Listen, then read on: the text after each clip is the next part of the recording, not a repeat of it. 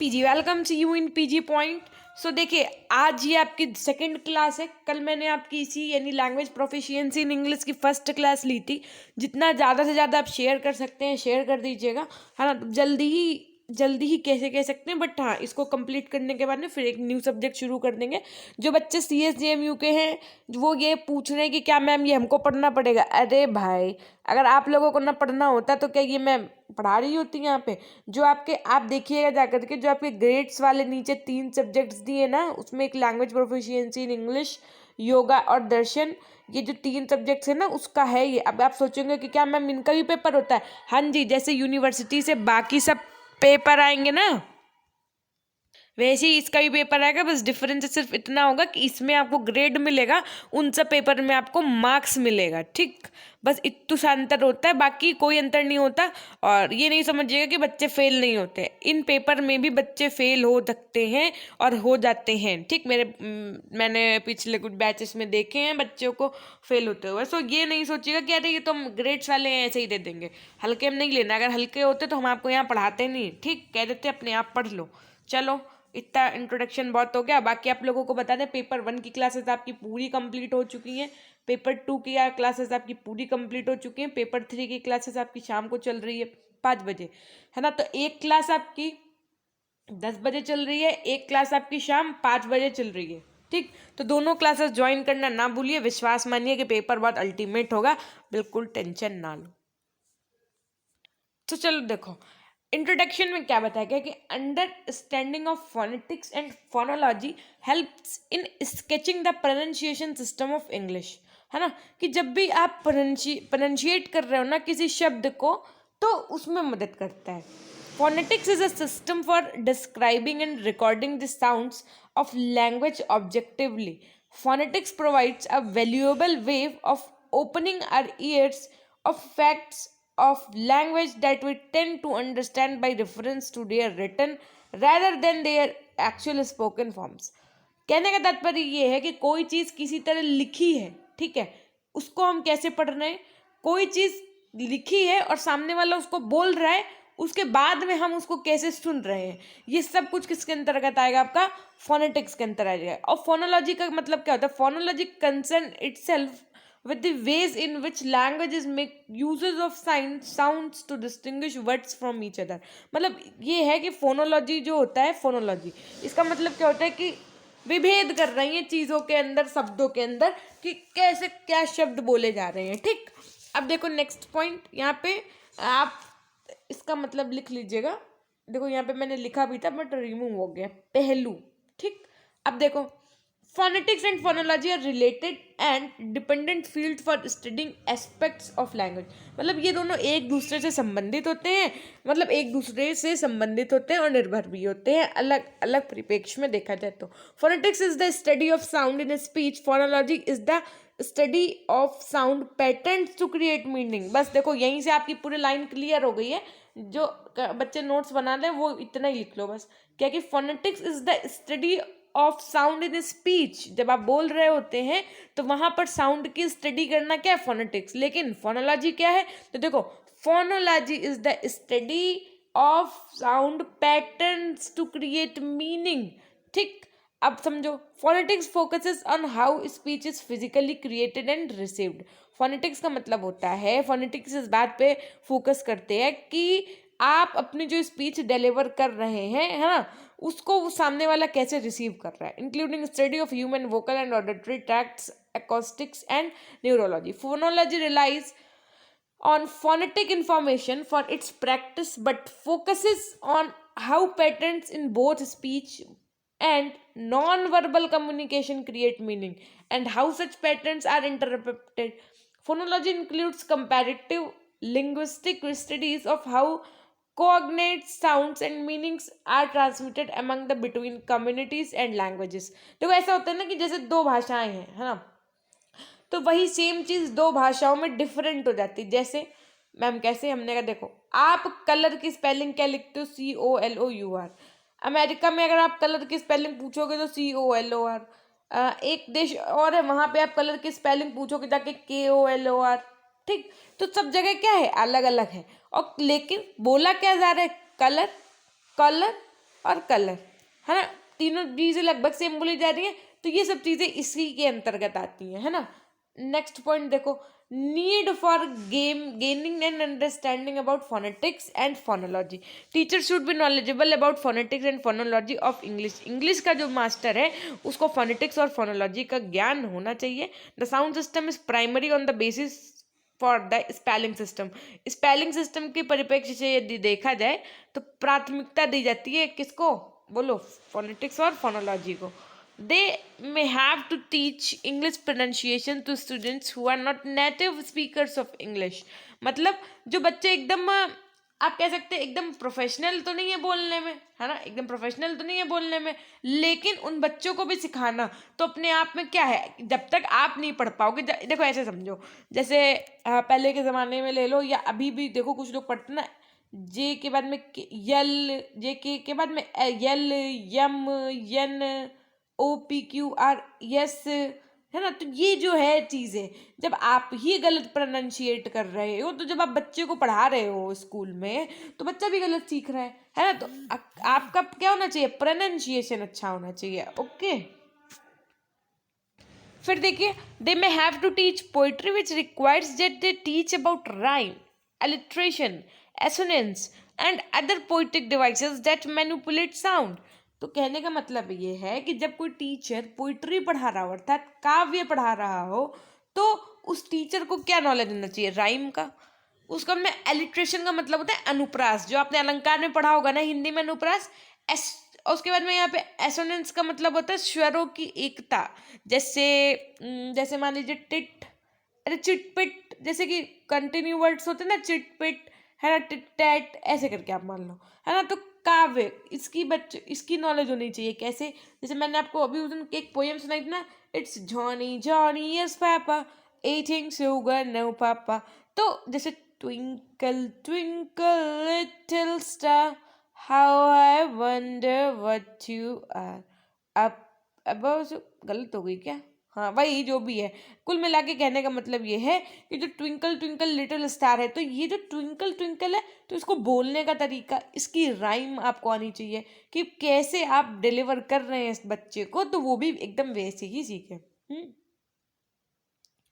फिर देखो, it is important to understand accent language variation and to react appropriately to them and to teach appropriate language attitudes about them to students। मतलब आपको जो language है उसके बारे में, उसके अलग अलग परिप्रेक्ष्य के बारे में ज्ञान होना चाहिए, जिससे आप सामने वाले को उसको अच्छे से प्रॉपर समझा पाए। So we are so literate that we tend to hear the sound of our language through the spelling system, and phonetics phonology provides a corrective to that, and phonetics and phonology provide systematic and well-founded understandings of the sound pattern in English, है ना।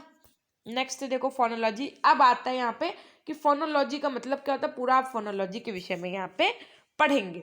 तो देखो, the term phonology refers to the patterns of phonetic elements used in the phonological forms of meaningful entities of language। entities का मतलब होता है, यहाँ पर लिख लेना, संस्थाएं,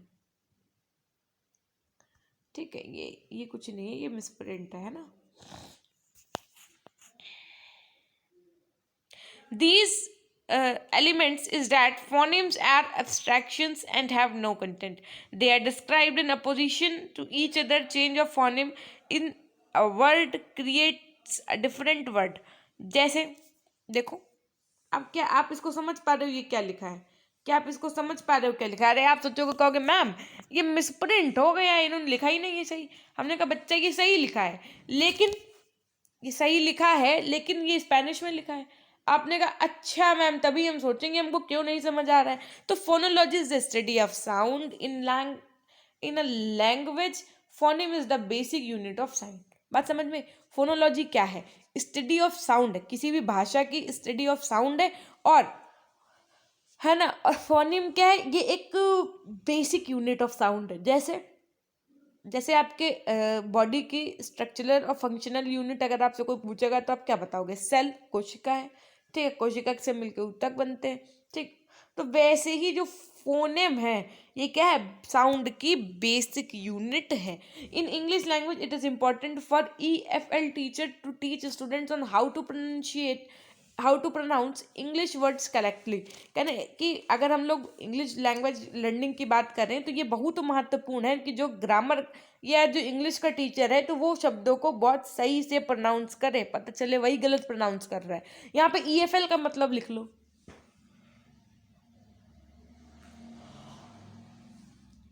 EFL का फुल फॉर्म आप लिख लो, English as a foreign language. ठीक है, EFL का मतलब क्या हो गया, English as a foreign language. ठीक, जो आपका ये टीचर होता है कौन सा, EFL का है ना, इसको बहुत फैमिलियर होना चाहिए किससे, फोनोलॉजी, मतलब इंग्लिश लैंग्वेज में फोनोलॉजी से। Phonology is science that studies sound in particular language, मतलब हर एक भाषा में स्टडी करना है फोनोलॉजी के अंतर्गत। क्या कि this area of language is very important particularly for EFL teachers because many of them miss pronounced the English words and planted them for on the students. कहने का मतलब ये है कि टीचर भाई गलत प्रोनाउंशिएट कर दिया, बच्चे के ऊपर भी वही थोप दिया। भाई बच्चा तो कच्ची मिट्टी, कच्चे घड़े के समान, कच्ची मिट्टी के समान है। आप उसको जो सिखाओगे वो सीख लेगा। आपने उसको CAT को पढ़ना सिखा दिया कैट, तो वो कैट पढ़ेगा। आपने उसको सिखा दिया काइट, तो वो काइट पढ़ेगा। आपने उसको दिया कैट, तो वो काइट पढ़ देगा। और एक्चुअल में लिखा क्या है, कैट, तो वो कैट पढ़ेगा, है ना। आपने उसको एप्पल लिखा है, क्या लिखा है, इट्स APPLE, एप्पल लिखा है, तो आपने उसको पढ़ो APPLE एप्पल, तो वो इस तरह बोलेगा। अगर आपने उसको सिखा दिया इट्स APPLE एप्पल, तो बच्चा क्या बोलेगा, इट्स एप्पल। तो बस इतना ही डिफरेंस होता है। सो कहने का मतलब ये है कि जो इंग्लिश टीचर्स होते हैं उनको इस बात का ज्ञान होना चाहिए एक्चुअल में कि बच्चों को समझाना क्या है, कैसे समझाना है। ठीक है, फिर देखो फोन, फोनेम और एलोफोन्स क्या होते हैं। In an language there will be sounds which are used to differentiate meaning and those which do not serve these functions. To cope with this situation descriptively, one needs these 3 terms to start with. क्या ना, ये 3 term हैं जो ये describe करेंगे आपको क्या। पहले देखो फोन क्या है, this is the smallest unit of human sound, मतलब हम लोगों की जो मानव की जो साउंड है, जो आवाज़ है, उसकी सबसे स्मॉलेस्ट यूनिट क्या है, phone. Which is recognisable but not classified, जिसको हम पहचान सकते हैं लेकिन वर्गीकृत नहीं कर सकते हैं। Recognisable speech sound are called phone, जिसको हम पहचान पा रहे हैं वही साउंड क्या है, फोन है। तो उसके बाद देखो the delimiters used are square brackets, जैसे PIT, all 3 of which are found in PEAT. Phones are unclassified in that nothing is said of their function in sound system of language. They are thus different from allophones. मतलब एक same चीज अलग अलग जगह पे अलग अलग pronunciate होती है। ऐसे ही समझ लो आप, जैसे अभी बताते हैं आपको कि in the context of spoken language a phone is an unanalyzed sound of language. A phone is a speech segment that possesses distinct physical or perceptual properties and serves as the basic unit of phonetic speech analysis. Phones are generally either vowels or consonant. कहने का मतलब है कि phones जो होते हैं वो या तो आपके क्या होंगे, स्वर या व्यंजन कह, अर्थात या तो वो आपके वॉवल्स होंगे, मतलब AEIOU होंगे, और या तो आपका क्या होंगे, वो कॉन्सोनेंट होंगे। मतलब AEIOU 5 को छोड़ करके जितने भी आपके बच्चे ना BCD, वो सब पूरे जो आपके आएंगे वो किसके अंतर्गत आ जाएंगे, कॉन्सोनेंट के अंतर्गत आ जाएंगे। अब देखो जरा फोनेम का मतलब क्या है यहाँ पे, अभी वही फिर से कि the smallest unit of language which distinguish meaning. The organizational unit of phonology is termed as phoneme. The brackets used are slashes. वहाँ पे आप किस ब्रैकेट का यूज कर रहे थे, तो स्क्वायर ब्रैकेट का। यहाँ पे आप फोनेम में किस ब्रैकेट क्या यूज कर रहे हो, तो स्लैश का यूज कर रहे हो, है ना। जैसे एग्जाम्पल में देख लो आप KUL, अभी सेम चीज है, आपने ऊपर यूज की थी तो क्या यूज किया था, स्क्वायर वाला ब्रैकेट, है ना। As seen in the word cool, both consonants and vowels are phonemes. कैसे, देखो अगर आप कूल पढ़ रहे हो, COOL को भी आप कूल पढ़ रहे हो, और ये जो लिखा है KU और L, तो क्या इसे कूल नहीं पढ़ोगे, बताओ, क्या इसे कूल नहीं पढ़ सकते हैं। तो ये दोनों क्या है, कॉन्सोनेंट एंड वावल्स किसके हैं, फोनेम्स के। इज दैट आई, अगर आप आई पढ़ो या AI पढ़ो तो बात एक ही हो रही है कि नहीं, ये हो, तो AU और U बात एक ही हो रही है कि नहीं। तो ये phonemes in English and can be seen in beat, bite, boot, bout, इनमें ये चीज है, ये अंतर ये देखा जा सकता है। जैसे जैसे देखो BEAT bite, BEAT beat, BITE bite, boot, bout, race. अर्थात कहने का तात्पर्य बहुत माइनर सा डिफरेंस है। The distribution of phonemes in English, wait, is fairly regular. The consonant tend to come in pairs and of voiced and voiceless members, and the vowels in sets of long and short vowels. फिर से देखो जरा कि phonemes in one language are not necessary phonemes in another, मतलब जरूरी नहीं है कि जो phonemes आप किसी एक भाषा में पढ़ रहे हो वही सेम phonemes हो दूसरी भाषा के लिए भी। जैसे एग्जाम्पल देख लो, there is no difference in the status between single flap and rolled R in English. The sound in American pronunciation of writer with four, and in Scottish pronunciation of roll ka R, but in Spanish these are used to distinguish word. Difference is that pero, but pero, dog in English, मतलब कहने का मतलब ये है, ऐसे समझो जैसे हमने बताया कि इसको यहाँ पे ये बोलते हैं अमेरिका में, स्पेनिश में सेम वर्ड का मतलब वो अलग बता देंगे, ठीक है। उसके बाद में जब अमेरिका में अलग बताएंगे, स्कॉटिश की भाषा में यदि बोलोगे तो उसका मीनिंग चेंज हो जाएगा, उनका प्रोनाउंसिएशन चेंज हो जाएगा, उनके जो बोलने का सिस्टम है वो चेंज हो जाएगा, लिखने का सिस्टम भी चेंज हो जाएगा। It is possible to distinguish phonemes not just in the way they are pronounced but also in their relative length. If one takes vowel in English as an example, it is the obvious that word pairs like beat and bit or peat and pit are distinguished by the first item having a long vowel and the second as a short vowel. कहने का मतलब ये है कि इनको भी हम लोग अलग कर सकते हैं। कैसे अलग कर सकते हैं, जैसे जैसे बीट था तो उसमें क्या हुआ, प्रोनाउंसिएशन को हम लोग E A ज़्यादा लंबा बोल दिया ना, तो समझ में आ गया कि ये बिट नहीं बीट है, ठीक है। और बिट, देखो बिट बिट, अगर दोनों को ज़्यादा सा अंतर है एकदम, कैसे पढ़ा मैंने, बीट और वो बिट, एकदम माइनर सा डिफरेंस है।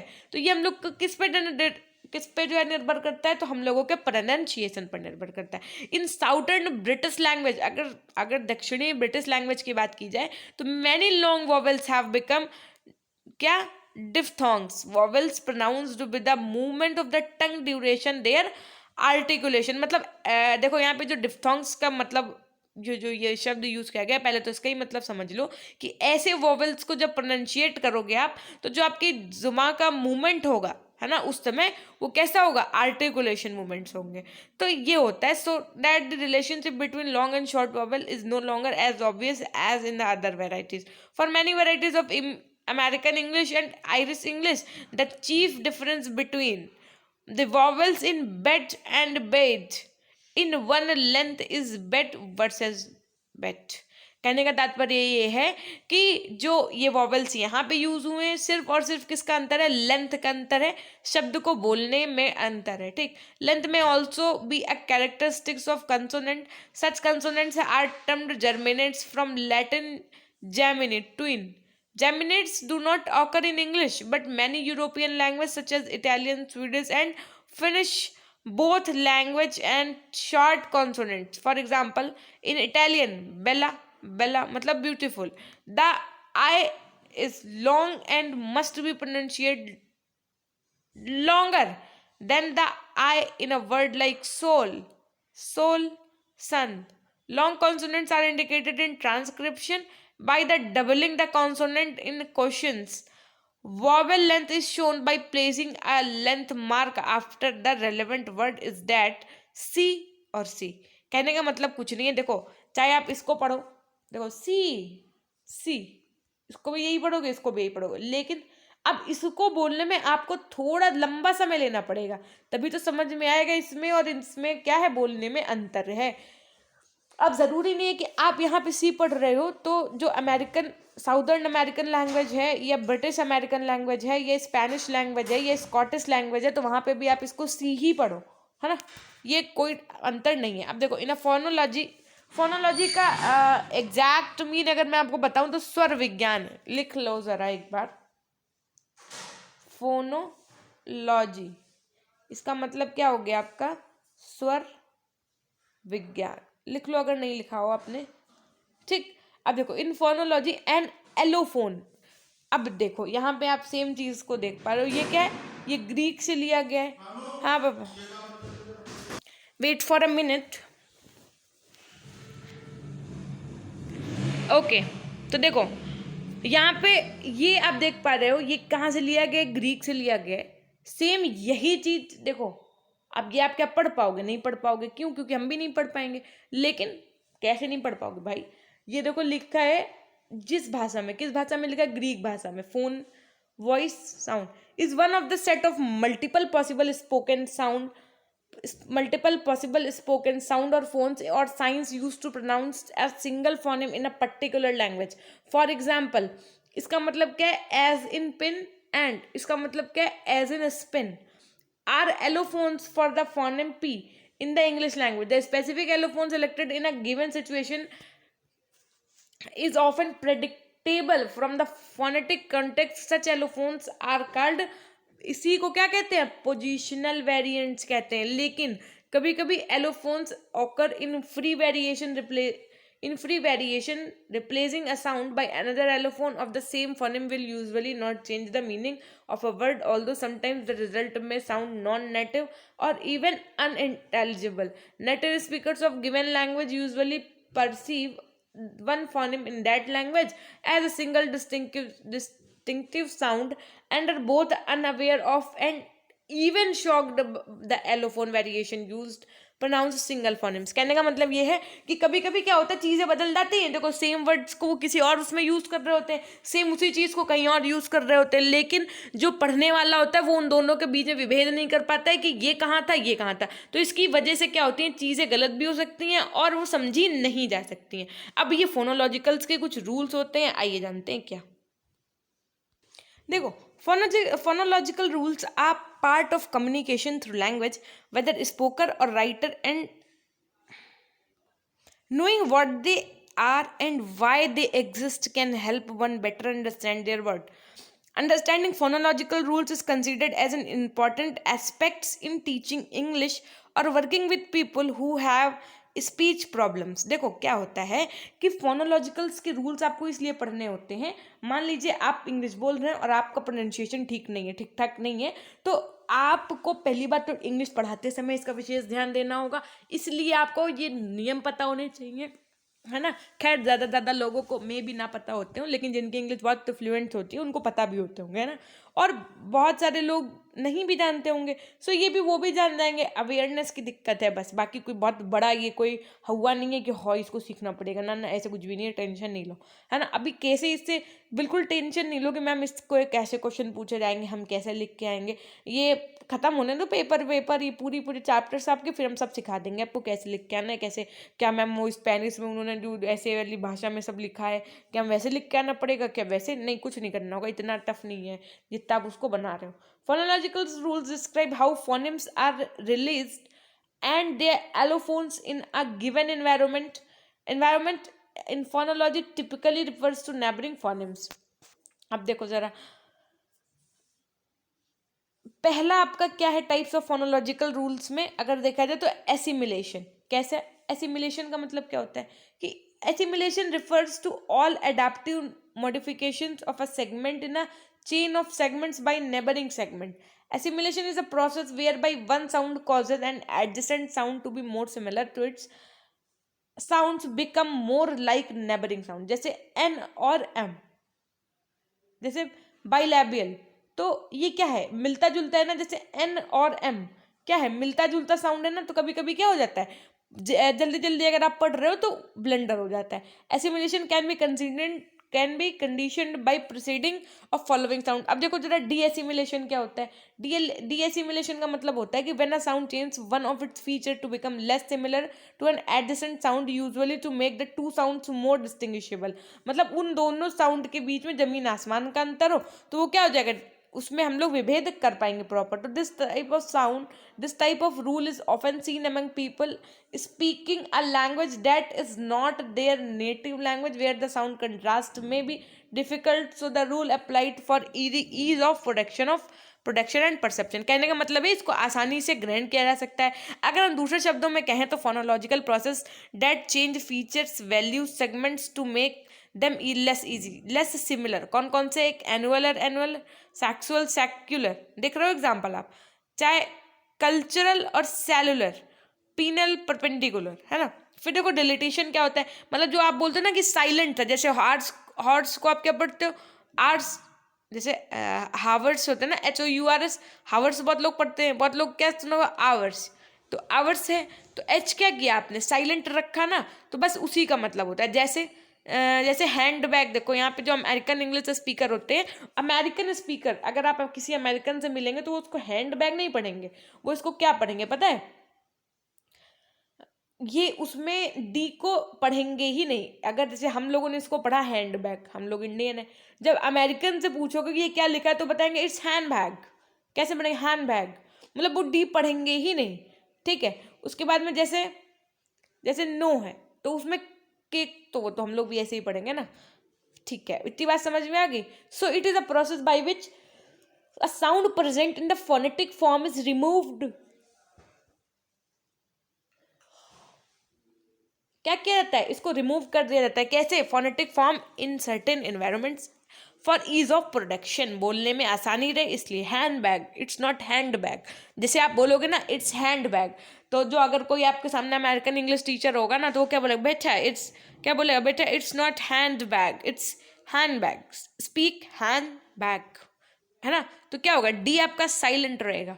फिर देखो इंसर्शन क्या होता है, इंसर्शन में क्या होता है, देखो बहुत से वर्ड्स होते हैं जिनको हम खुद इंसर्ट मतलब खुद से ही जोड़ देते हैं, जैसे सेपरेटिंग वॉवल्स, कि वॉवल्स को अलग करने के लिए ड्राइंग की जगह पर क्या कर दिया गया, यहाँ पे आर और ऐड कर देते, it's drawing. Bridging consonant cluster, मतलब समथिंग की जगह पे समथिंग, मतलब एक और ब्रिज कर दिया, मतलब उसमें आपने वो एक्चुअल जो शब्द था उसमें एक आपने अल्फाबेट और ऐड करके उसको पूरा ही चेंज कर दिया। जैसे समथिंग नहीं बोलेंगे वो लोग, क्या बोलेंगे, समथिंग, है ना। फिर ब्रेकिंग कॉन्सोनेंट क्लस्टर्स क्या होते हैं, a vowel may be placed between consonant to separate them. जैसे हैमट्रैम्प लिखा था तो यहाँ पे क्या कर दिया उन्होंने, हैमट्रैमिंग, है ना। नेक्स्ट देखो मूवमेंट, यानी कि मूवमेंट रूल्स जिसे आप मेथाथेसिस भी कह सकते हैं, क्या कि phonological rules may also move phonemes from one place in a string to another. Such rules are called metathesis rules in some dialects of English. For example, the word ask is pronunciated asks, but the word asking is pronounced asken and ask and, समझ गए। In these dialects metathesis rules switches the S and के, मतलब कहने का तात्पर्य ये है, जैसे आपने देखा आस्क है तो उसको क्या कर दिया इन लोगों ने, AKS आक्स कर दिया, ठीक है, आक्स में। अब आप समझ पाए, आस्क बोला गया कि आक्स बोला गया, है ना। आक्स में कि मुझसे पूछो, लेकिन इसी को क्या कहेंगे आप, इसी मूवमेंट रूल कह देंगे कि के को एस की जगह पे पहुंचा दिया, एस को के की जगह पे पहुंचा दिया। इतनी बात समझ में आई, वेरी गुड। अब देखो कुछ कैरेक्टरिस्टिक्स होती है फोनोलॉजिकल रूल्स की, कैसी, सबसे पहले language specificity.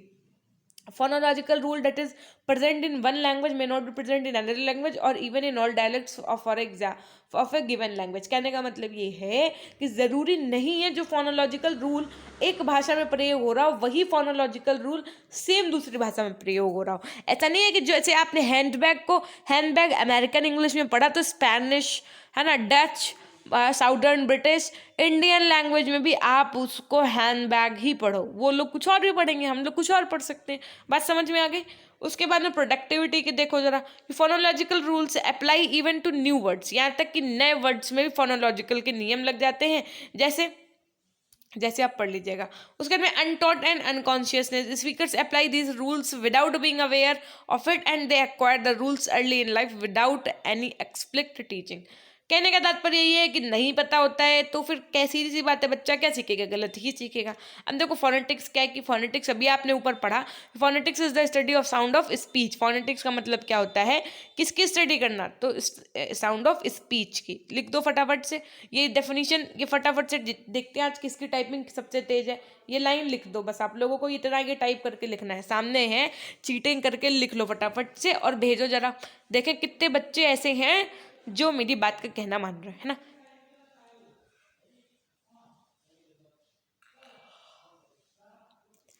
It includes understanding how sounds are made using the mouth, nose, teeth and tongue. कि आपको फलाना शब्द बोलने के लिए अपने मुंह का, नाक का, दांतों का, अपनी जुबान का कैसे प्रयोग करना है। And also understand how the ear hears those sounds and can tell them apart. और ये भी ध्यान रखना है कि हमारे कान उन शब्दों को कैसे सुन सकते हैं कि वो इन सब चीज़ों से क्या कर पाए, डिफ्रेंशिएट कर पाए। A study of phonetics involves practicing producing and sometimes exotic sounds and figuring out which sound you heard. The waveform of each sound can be analyzed with the help of computer programs. In sign language, phonetics refers to the possible shape, movements, and use of physical space. All spoken words are a collection of different sound. Broadly speaking, phonetics is the study of sounds of human speech. The term phonetics originated from the Greek word. अब देखो phonetics शब्द आपका कहाँ से लिया गया, तो Greek शब्द से लिया गया, फोन से, है ना, जिसका मीनिंग क्या होता है, साउंड और आवाज। तभी तो फोन, देखो मोबाइल का नाम आप फोन क्यों बोलते हो, उसका मतलब ही मोबाइल, फोन का मतलब ही क्या हो गया, साउंड यानी आवाज। phonetics is the branch of linguistics that deals with the sound of speech and their production, combination, description and representation by written symbols. It is concerned with the actual properties of speech sounds. देखो अगर आपको shortly हम बताएं तो ये एक तरीके का क्या है, विज्ञान है। क्या है, विज्ञान है। किस चीज़ का विज्ञान है ये, तो हम अपनी बातों को कैसे प्रोनाउंशिएट कर रहे हैं, कैसे रिप्रेजेंट कर रहे हैं, मतलब जो हम स्पीच दे रहे हैं, जो कुछ भी हम डिलीवर कर रहे हैं, उसका प्रोनाउंसिएशन और उसका रिप्रेजेंटेशन कैसा है। It is a pure science which includes the speech process. कुल मिला के ये एक पूरा एक मतलब शुद्ध विज्ञान है जिसके अंतर्गत हम लोग क्या स्टडी करते हैं, स्पीच प्रोसेस की, कि हम लोग कैसे चीज़ों को बोल रहे हैं, कि उसका प्रोसेस क्या है, इंक्लूडिंग दी, जिसके अंतर्गत एनाटॉमी, न्यूरोलॉजी, पैथोलॉजी, सारी स्पीचेस की ये सारे एलिमेंट्स आते हैं। It also deals with the articulation, description, classification, production and perception of speech sounds. It is studies, इसके अंतर्गत क्या क्या स्टडीज की जाती है। देखो सबसे पहले कि जो स्पीच ऑर्गन्स होते हैं, जैसे कि कल हमने आपको लैरिंग्स पढ़ाया था, है ना, पैलेट पढ़ाया था, सॉफ्ट पैलेट, हार्ड पैलेट, ये सब पढ़ाया था ना। तो ये सब चीज़ें जो आपके ऑर्गन्स हैं, जो आपके स्पीच ऑर्गन्स बोल सकते हैं आप हैं, तो which produce sound of language, जिनसे क्या प्रोड्यूस हो रही है, साउंड प्रोड्यूस हो रही है, इसकी पूरी स्टडी करना। Waves which is the physical transmission of sound through air from one person to another, जो आपकी तरंगे होती हैं। देखिए तरंगे क्या होती हैं, एक माध्यम से दूसरे माध्यम में ऐसे ऐसे ट्रांसमिट होती हैं और जो श्रोता है वहां तक पहुंचती हैं, उसके पास तक। ठीक है, ये आप हैं, ये श्रोता है ना, ये आप हैं, ये श्रोता है, तो इनके इन तक आपकी आवाज़ कैसे पहुंच रही, तो ये ट्रांसमिशन ही तो है वेव्स का, जो उसके कानों तक ये आवाज़ पहुंच पा रही है। The manner in which human beings perceive sound through year, कि किस तरीके से सामने वाला, मतलब कह सकते हैं मानव, उस चीज को ग्रहण कर रहा है, अर्थात कैसे सुन रहा है, ये भी डिपेंड करता है, ये भी स्टडी होती है इसके अंदर। अगर शॉर्ट में बात की जाए तो it means that phonetics deals with how the various organs of speech, the lungs, the larynx and the soft palate, the tongue and the lips function in the production of speech. Phonetics also tries to give articulatory descriptions of various sounds. It achieves this by describing the air steam mechanism and the phonatory and articulatory process involved.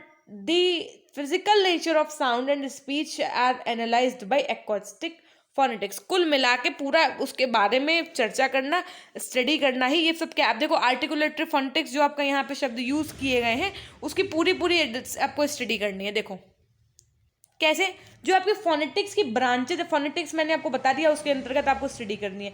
अब इसकी जो branches है वो कितनी होती है, 3 branches होती हैं। सबसे पहले हम लोग जिसमें कि क्या पढ़ेंगे, आर्टिकुलेटरी फोनेटिक्स के बारे में पढ़ेंगे।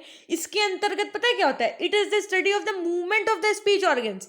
जो आपके स्पीच ऑर्गन्स है जैसे लिप्स हो गए, टीथ हो गए, लैरिंग्स हो गए, इनका मूवमेंट समझ पा रहे हैं आप, इनका मूवमेंट की ये कैसे मूव कर रहे हैं, ठीक है। While words are being uttered, it describes how vowels and consonants are produced or articulated in various parts of the mouth and throat।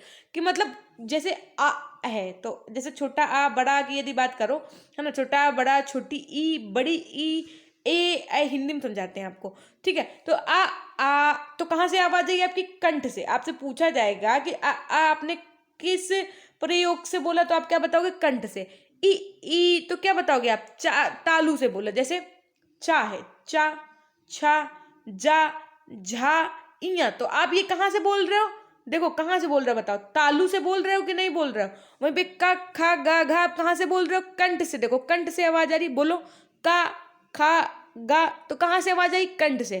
फिर देखो पा, फा, बा, तो कहाँ से आवाज आ रही है आपकी, बोलो पा, फा, बा, भा, ओष्ठ से आ रही है कि नहीं आ रही है, बोलो टा, ठा, डा, ढा। जब आप टा, ठा, डा, ढा बोल रहे हो तो आपकी जो टंग है वो देखो अपने आप मुड़ जा रही है, मुड़ जा रही है कि नहीं, बोलो बोलो मेरे साथ बोलो। हाँ हमें सब सुनाई पड़ रहा है, खड़े होकर जो बोल रहा हूँ ना मैम, आपको कहाँ सुनाई पड़ रहा है, हम सब देख रहे हैं, हम बहुत सुन लेते हैं कि आप लोग बोल रहे हो कि नहीं। देखो टा, ठा, डा, ढा, तो आपकी जो जुबान है वो क्या हो रही है, टर्न हो जा रही है।